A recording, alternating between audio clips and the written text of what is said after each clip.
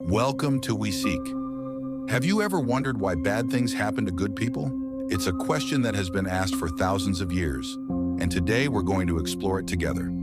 Imagine someone who is kind, honest, and always does the right thing. Yet despite their goodness, they face hardships, challenges, and suffering. It just doesn't seem fair, does it? Well, you're not alone in thinking this way.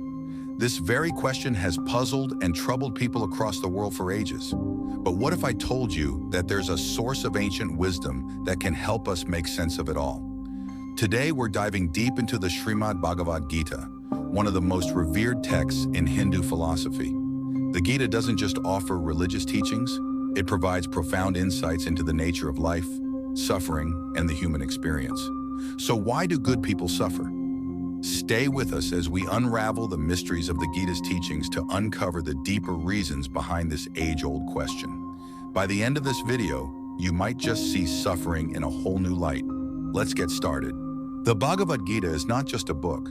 It's a conversation filled with timeless wisdom. Imagine this, a battlefield, the great war of Kurukshetra about to begin. In the midst of this chaos, we find two figures, Lord Krishna and the warrior Prince Arjuna, engaged in a deep spiritual dialogue.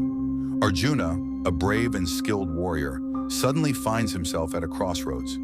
He's standing on the battlefield, but his heart is heavy with doubt and confusion. How can he fight against his own family and friends? Torn between his duty as a warrior and his love for his kin, Arjuna is paralyzed by a moral dilemma. Enter Krishna, his charioteer and guide, who begins to impart divine wisdom. This isn't just any advice. It's a powerful teaching on the complexities of life, duty, and the nature of suffering. At the heart of their discussion is the concept of dharma, which means righteous duty. Krishna explains that every person has a unique dharma, a path they are meant to follow in life. Fulfilling this duty is the key to living a life of purpose and meaning. But here's where it gets really interesting. Even when you follow your dharma and live a righteous life, suffering may still come your way. Why is that? Why do people who do everything right still face hardship? Let's talk about one of the most fascinating and important teachings of the Bhagavad Gita, the law of karma. You've probably heard the word karma before, but what does it really mean? In the Gita, karma isn't just a concept, it's a fundamental truth that shapes our lives. Karma refers to the actions we take, whether they're good, bad, or somewhere in between, and how those actions have consequences. Think of it as the spiritual law of cause and effect. The Gita explains that our current life circumstances, including the suffering we experience, are the direct result of actions we've taken in the past. But here's the twist. These actions might not just be from this life, but from previous lives as well. This means that even good people, those who strive to do the right thing, might face hardships because of karma accumulated in the past. But before you think of this as some kind of cosmic punishment, the Gita offers a different perspective. In the Gita, Krishna emphasizes that every soul must go through the cycle of birth and rebirth, learning and evolving through each experience. Suffering, therefore, can be seen as a necessary part of this journey, helping to cleanse the soul and bring it closer to liberation or moksha. According to the Gita, suffering isn't about punishment. Instead, it's seen as a form of purification, a way for the soul to grow spiritually. So, why do good people suffer? The answer lies in the law of karma, a powerful force that guides our journey through life, helping us learn, grow, and ultimately reach a higher state of consciousness. Krishna teaches Arjuna something incredibly profound, how to find peace in a world full of turmoil. He explains the importance of detachment in maintaining a balanced mind, or equanimity, especially when we face suffering. According to the Gita, the ups and downs we experience in life are like waves, they come and go. But if we cling too tightly to these waves, we're only setting ourselves up for more pain. Think about it. When we're too attached to specific outcomes, whether it's success, recognition, or even happiness, we become vulnerable to disappointment. Krishna's wisdom shows us that true peace isn't found in chasing after these things, but in understanding that they're temporary. By practicing detachment, we can rise above life's challenges and maintain our inner calm, no matter what comes our way. Krishna also advises Arjuna to approach his duties with a clear mind, free from the anxieties of success or failure.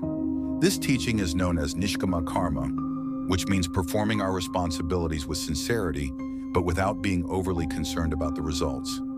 Imagine being able to focus on your work, your relationships, or your goals without the constant worry of how things will turn out. When we shift our mindset in this way, we free ourselves from the chains of suffering. We start to realize that peace and contentment come not from external achievements, but from doing our best and letting go of the rest. In this way, Krishna's teachings guide us towards a life of true contentment and joy. The Bhagavad Gita offers a comforting perspective on suffering, suggesting that it can be seen as a test of one's faith and devotion. Krishna reassures Arjuna that even in the midst of life's most difficult trials, those who remain firm in their devotion to God are not forgotten. Instead, they are ultimately blessed. Imagine facing adversity with the belief that each challenge is not meant to break you, but to strengthen your faith.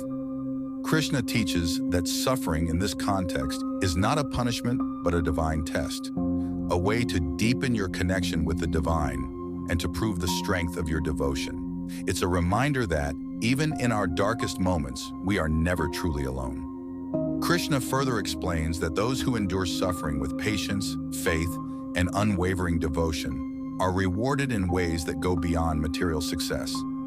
They are granted inner peace, spiritual enlightenment, and a closer relationship with the divine. It's through these trials that the soul is purified, shedding the burdens of past karma and growing stronger in its journey towards God. This perspective encourages us to view suffering not as a curse or something to fear, but as an opportunity for profound spiritual growth. By embracing our challenges with faith and devotion, we open ourselves to the possibility of true peace and a deeper, more meaningful connection with the divine. In this way, every hardship becomes a stepping stone on the path to spiritual fulfillment. In the grand teachings of the Bhagavad Gita, we find a profound truth. The ultimate goal of life is not merely to navigate its ups and downs, but to attain liberation, or moksha. This liberation is the release from the endless cycle of birth, death, and suffering that binds the soul. Moksha is not just a lofty ideal, it's the ultimate freedom, where the soul is finally free from the chains of karma and the cycle of rebirth. How is this liberation achieved? The Gita tells us that the path lies in self-realization, truly knowing oneself as a soul beyond the physical body. It also comes through unwavering devotion to God and living a life that aligns with Dharma, our righteous duty. Even when good people suffer, this suffering is not meaningless. It's a crucial step on the journey towards moksha, where every hardship and challenge refines the soul, bringing it closer to the divine freedom we all seek. Krishna's teachings offer us a beacon of hope. Yes, suffering is a part of life, but it's not the final chapter. It's a part of the journey, a process of spiritual purification that leads us to something far greater. By understanding the nature of karma, practicing detachment from the outcomes of our actions, and staying devoted to God, we can rise above the trials of life. We can move closer to our ultimate goal of liberation, where the soul finds eternal peace. The path may be challenging and the journey may test us, but the rewards are beyond measure. In this way, the Bhagavad Gita reminds us that every step we take in faith, every struggle we endure, brings us closer to the divine freedom of moksha, the eternal reward that awaits us all. So what can we truly learn from the Bhagavad Gita about why good people suffer? The Gita offers us profound insights. Suffering is often the result of past karma, a necessary means for spiritual growth, and a test of our faith. But more importantly, it teaches us how to approach these challenges with a calm mind, a sense of detachment from the outcomes, and unwavering devotion to the divine. When we embrace life's difficulties with this understanding, we can navigate through them with grace and resilience. Each struggle becomes an opportunity to grow stronger, to deepen our faith, and to move closer to the ultimate goal of liberation, moksha. This is the wisdom of the Gita, guiding us to lead a peaceful, balanced life amidst the ever-changing tides of existence. Remember, the teachings of the Gita are timeless, offering us wisdom that can help us find peace, purpose, and strength, even in the most challenging times. If you found this video helpful, please like, subscribe, and share it with others who might benefit from these insights. And we'd love to hear from you. How has the Gita influenced your life? Share your thoughts in the comments below. Thank you for watching, and may you continue to find strength, peace, and wisdom on your spiritual journey. Until next time, keep seeking.